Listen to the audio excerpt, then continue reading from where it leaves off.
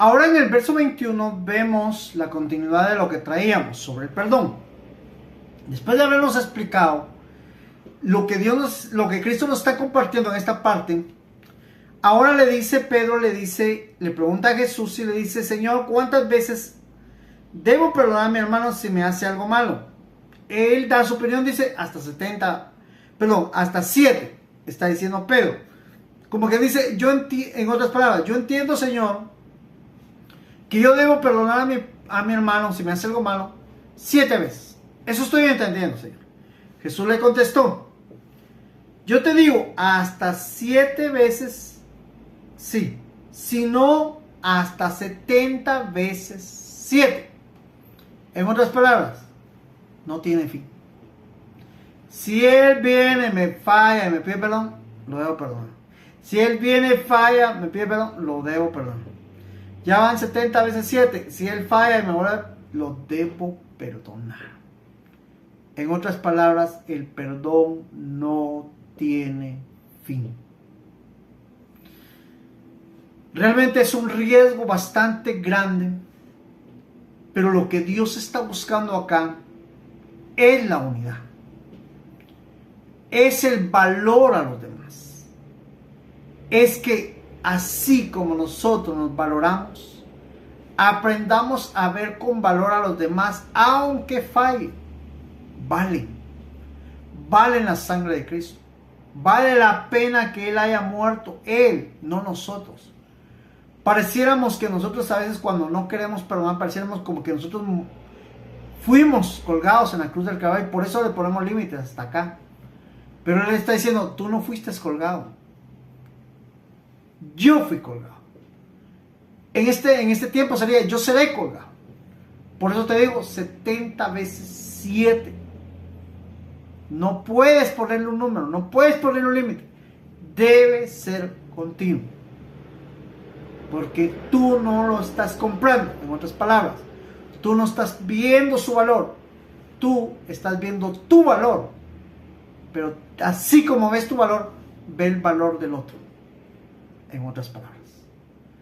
Así que esto aprendimos en todo lo que es el capítulo 18. Espero que te edifique, que te ayude y que entiendas a vivir qué es vivir en el reino, qué es estar en el reino. Y si quieres estar en el reino, tienes que perdonar 70 veces 7, que significa sin infinidad de números, sin fin. Y que valores realmente a los que están en el reino y te valores a ti, porque Dios te ha dado la oportunidad de entrar al reino y valores a los demás. Así que seguimos con Génesis, si no estoy mal, 9.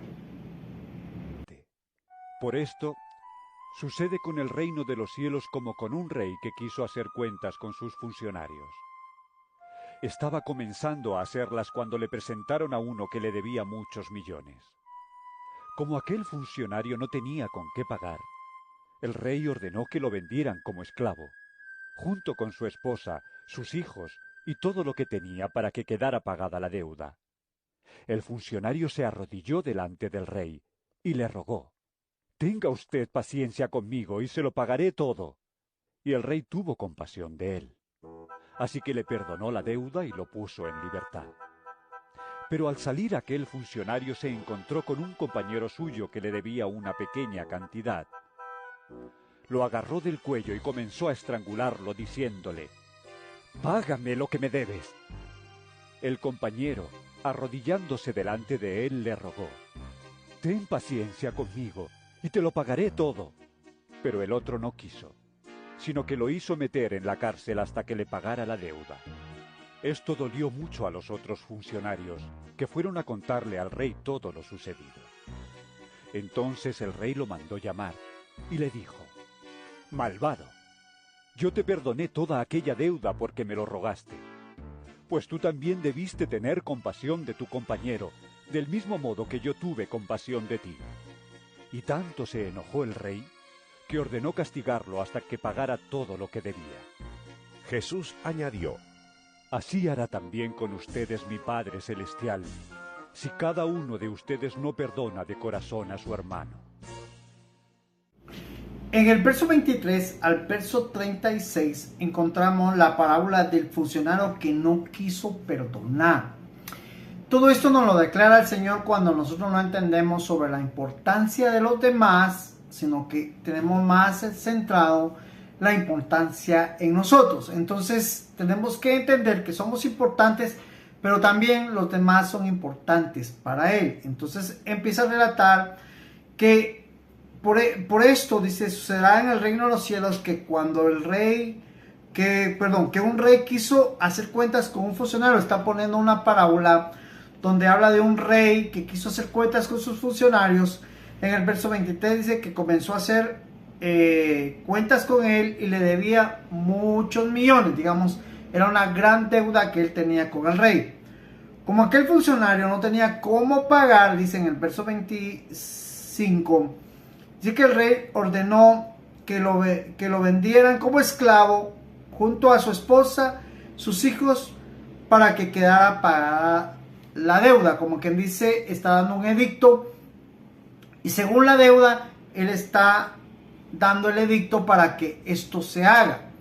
Pero el funcionario se arrodilló ante el rey y le rogó que no hiciera esto, sino que él se comprometía a pagarle todo. Como que dice que le diera la oportunidad para que él viera cómo se lo iba a pagar.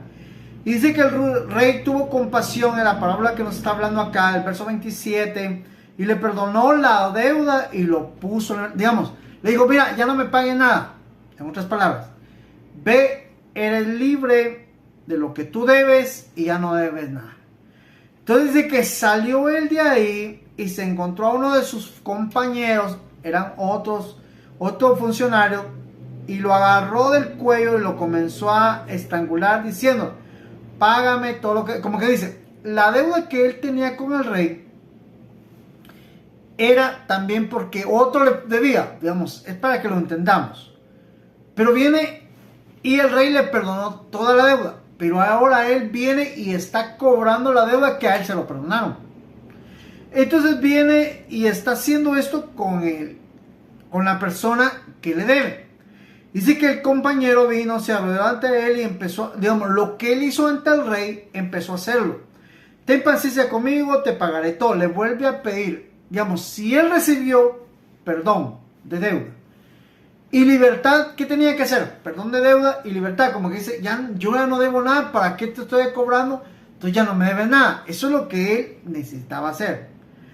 Pero dice que él no quiso hacer eso, sino que lo metió a la cárcel para que pagara todo, lo metió a, digamos, lo que a él no le hicieron, él lo estaba haciendo en esta parte del 30.